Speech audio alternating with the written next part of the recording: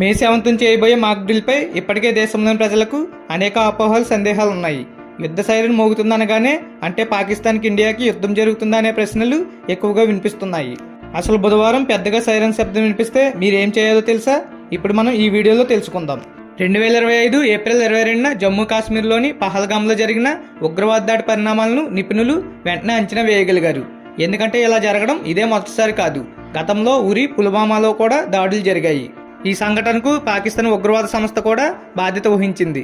పాకిస్తాన్ నియంత్రణ రేఖ వెంబడి కాల్పులు జరిపింది. ఆఫ్ఘన్ సరిహద్దు నుండి దళాలను రప్పించి భారతదేశం పాకిస్తాన్ సరిహద్దుల్లో మోహరించారు. పొరుగు దేశం కూడా తన సైనికులకు అన్ని సెలవులను రద్దు చేసింది. భారతదేశంలో కూడా ఇప్పుడు యుద్ధ వాతావరణం నెలకొంది. విమర్శకులు సింధు జల ఒప్పందాన్ని కంప్లీట్గా నిలిపివేయడాన్ని నీటి యుద్ధంగా కూడా ముద్ర వేశారు. అట్టారీ, వాఘా సరిహద్దు మూసివేతలో యుద్ధ సమయ కార్యకలాపాలు కూడా జరిగాయి. పాకిస్తాన్ విమానాలు భారత గగనతలంలోకి ప్రవేశించకుండా నిషేధించబడ్డాయి. ఇక ఇప్పుడు మాక్ డ్రిల్ చేపడుతోంది. బుధవారం మే 7న దేశంలో యుద్ధ సైరన్ మోగనుంది. ఉన్నపలంగా ఈ పరిస్థితి దేశవ్యాప్తంగా భయాందోళన వాతావరణాన్ని సృష్టించింది. చాలా మంది మనుషుల్లో ఒక డౌట్ ఉంది. త్వరలోనే భారత్ పాకిస్తాన్ మధ్య యుద్ధం వచ్చే అవకాశం ఉందా అనే భయాందోళనలు కలుగుతున్నాయి. ఇలా దీని మీద చాలా ప్రశ్నలు ఉన్నాయి. చాలా పుకార్లు పుట్టవచ్చు. ఆ పుకార్లన్నీ విని ఎవరూ గందరగోళం చెందకూడదు. కాబట్టి మే 7, 2025న అకస్మాత్తుగా చాలా బిగ్గరగా కొంత భయపెట్టే సైరన్ విన్నట్లయితే మీరు భయపడవద్దు. ఇది అత్యవసర పరిస్థితి కాదని, యుద్ధం లాంటి పరిస్థితికి సిద్ధం కావడానికి ఒక మాక్ డ్రిల్ అని ఎల్లప్పుడూ అందరూ గుర్తుంచుకోవడం ముఖ్యం. ఈ కాలంలో యుద్ధ సైరన్లు మోగుతాయి. యుద్ధం లేదా వైమానిక దాడులు వంటి పరిస్థితుల్లో ఏం చేయాలో ప్రజలకు తెలియజేస్తాయి.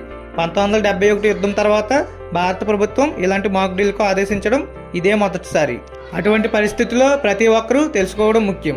ఈ సైరన్ అంటే ఏమిటి, వాటిని ఎక్కడ పెడతారు, ఇవి ఎలా వినిపిస్తాయి, దాని శబ్దం ఎంత దూరం వరకు వినబడుతుంది, అది మోగినప్పుడు ఒక పౌరుడు ఏం చేయాలి, ఈ ప్రశ్నలన్నిటికీ సమాధానాలు ఇప్పుడు తెలుసుకుందాం. అందులో నెంబర్ 1, యుద్ధ సైరన్లు ఎక్కడ ఏర్పాటు చేస్తారు.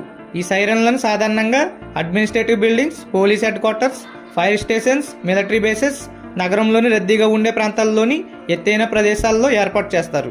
సైరన్ శబ్దం వీలైనంత వరకు చేరేలా చేయడమే వీటి లక్ష్యం. వీటిని సున్నితమైన ప్రాంతాల్లో, ముఖ్యంగా ఢిల్లీ, నోయిడా వంటి పెద్ద నగరాల్లో ఏర్పాటు చేయవచ్చు. అలాగే దేశంలోని ప్రతి నగరంలో కూడా దీన్ని ఇన్స్టాల్ చేయవచ్చు. నెంబర్ 2, యుద్ధ సైరన్ మోగడం ఎలా వినబడుతుంది. యుద్ధ సైరన్ నిజానికి ఒక వార్నింగ్ సిస్టమ్. ఇది యుద్ధం, వైమానిక దాడులు లేదా విపత్తులు వంటి అత్యవసర పరిస్థితుల గురించి సమాచారాన్ని అందిస్తుంది. దీని సౌండ్ నిరంతరంగా హైలో వైబ్రేషన్ డ్రాప్ను కలిగి ఉంటుంది. ఇది నార్మల్ హారన్ లేదా అంబులెన్స్ సౌండ్లా కాకుండా పూర్తిగా డిఫరెంట్గా ఉంటుంది.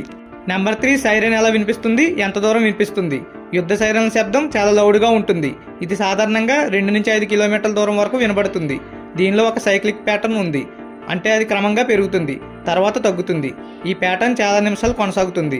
అంబులెన్స్ సైరన్ 110 నుంచి 120 డెసిబెల్స్ శబ్దం చేస్తే యుద్ధ సైరన్ 120 నుంచి 140 డెసిబెల్స్ శబ్దం చేస్తుంది. నెంబర్ 4, భారతదేశంలో యుద్ధ సైరన్ మొదటిసారి ఎప్పుడు మోగింది. భారతదేశంలో 1962 చైనా యుద్ధం, 1965 ఇండో పాకిస్తాన్ యుద్ధం, 1971 ఇండో పాకిస్తాన్ యుద్ధంలో యుద్ధ సైరన్లను ఉపయోగించారు.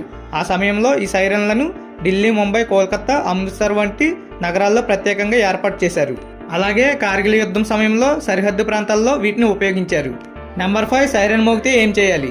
సైరన్ మోగితే ప్రజలు వెంటనే సురక్షిత ప్రదేశానికి వెళ్ళాలి. కానీ మాక్ డ్రిల్స్ సమయంలో భయపడడానికి ఎటువంటి కారణం లేదని కాదు. బహిరంగ ప్రదేశాలకు దూరంగా ఉండండి.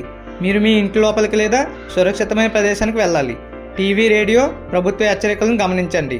పుకార్లకు దూరంగా ఉండాలి. అడ్మినిస్ట్రేషన్ ఇన్స్ట్రక్షన్ను పాటించాలి. మే 7న జరగబోయే మాక్ డ్రిల్ గురించి తెలుసుకుందాం కదా. నెక్స్ట్ వీడియోలో మరో మంచి టాపిక్తో కలుసుకుందాం. అంతవరకు బాయ్ బాయ్. ఈ వీడియో మీకు ఇన్ఫర్మేటివ్గా ఉంటే ఒక లైక్ కొట్టండి. అలాగే మీ ఫ్రెండ్స్కి షేర్ చేయండి. ఈ వీడియో మీకు నచ్చితే సబ్స్క్రైబ్ కూడా చేసుకోండి.